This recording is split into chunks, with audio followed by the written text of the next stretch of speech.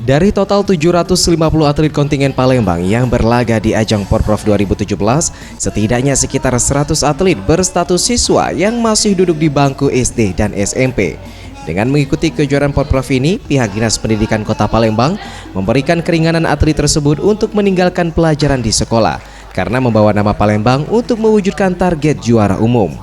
Menurut Ahmad Zulinto, Kepala Dinas Pendidikan Kota Palembang mengatakan, izin tersebut mulai diberlakukan selama Porprov yang dimulai dari 18 sampai 26 November 2017. Untuk siswa yang izin, nantinya guru mata pelajaran harus memberikan tugas selama pelajaran yang tidak diikuti, sehingga jam belajar yang tertinggal dapat tergantikan selama izin.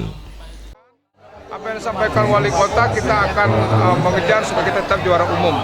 Persoalan anak-anak ini ada dari sekolah, Dinas Pendidikan memberikan dispensasi selama mereka latihan sampai ke mereka melaksanakan pertandingan Porprov.